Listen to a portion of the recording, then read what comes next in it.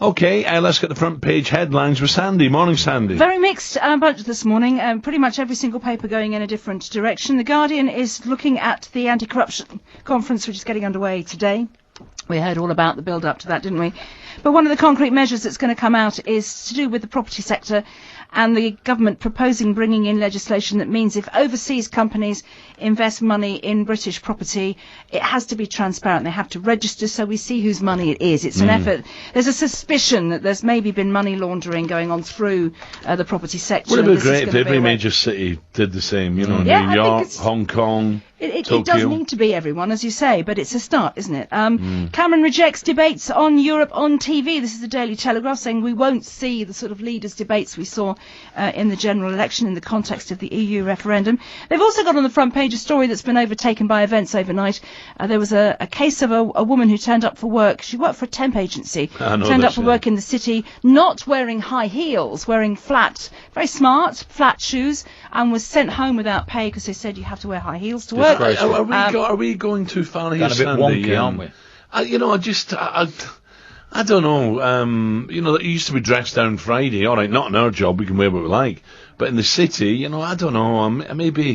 Maybe I like seeing people walking in with pinstripe suits and stuff. Oh, it's not. She wasn't. The shoes she were wearing were corporate and smart and business. They just weren't high heels. And then she was told it was had to be high heels. Now, lots of women can't wear high heels. Find them very uncomfortable. Find them an impingement, if you like, to doing their job. This has now been overtaken, as I say, overnight. The agency that imposed that rule has agreed that it will no longer impose that rule. So that's not going to be the case with that particular temp agency. It may still be the case with others. Another front page that's been overtaken. The Sun photographed a group of police officers who'd flown out to the island of Kos to investigate the disappearance of Ben Needham. I read that. That's a shocker. It's claimed they were photographed in an 8-hour booze-up. All we can see is there are photographs of them having drinks. Were they on duty? Had they just arrived? Who was timing them? Because they got the times. Yeah. The officer in charge has been flown back to Britain to explain what actually happened there, and see if we can find out more about it. He's got a problem then, hasn't he? If it's true, I mean, we only have the Sun's word that that's what happened. According to the Telegraph, we now understand why the Queen had that little diplomatic gaffe yesterday. Speaking at Buckingham Palace garden party, she was overheard calling the Chinese rude.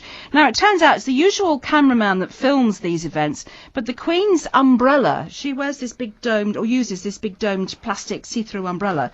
They're saying it acted like an amplifier and it magnified the sound, so it carried much further than usual. This is the official explanation of it anyway, whether you believe that or not.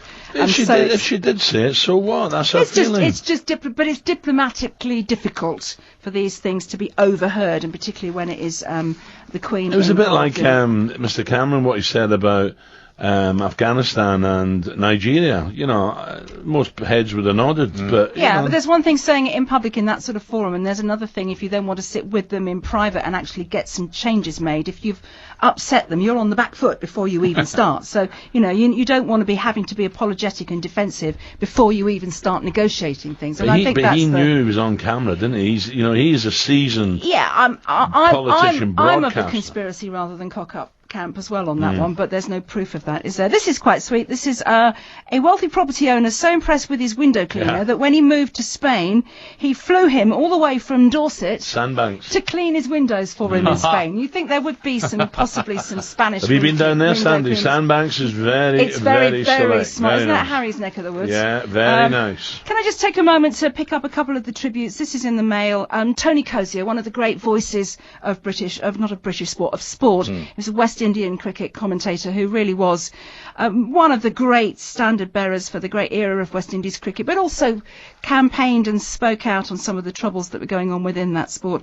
Sadly lost his battle with illness. He died yesterday at the age of 75. It's one of those voices that you may have memories of listening late at night on that crackly radio, and when sport was really evocative in those ages, wasn't it? And what should we finish with? Just a warning about the weather being so ridiculous.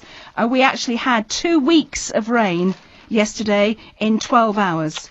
2 weeks worth in 12 hours. In London, it was absolutely torrential. It was at some point. There's pictures of flooding, and it's caused all problems. There was a Windsor horse show, and there's paddling ponies, let's put it that way. So the weather's gone a bit bonkers. It was sort of about What time would it have been? Looking about beautiful today, about though, three- Sandy, yeah? It's going to be very I don't mainly remember any dry. rain yesterday. You're having a laugh, Alan. No. It was torrential, Alan.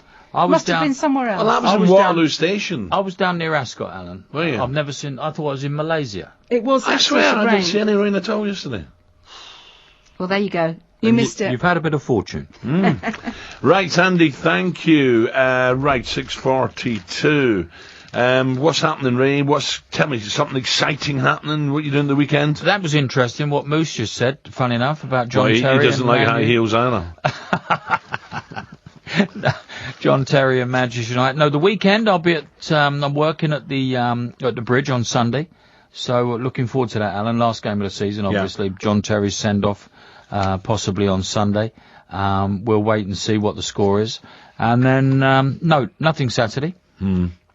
Yeah, I must admit, I've got quite a weekend this Good for you. weekend. Sometimes you need that, don't you? You do. 6:43, right, just revving up for the Euros now. Absolutely. Right. Excuse me.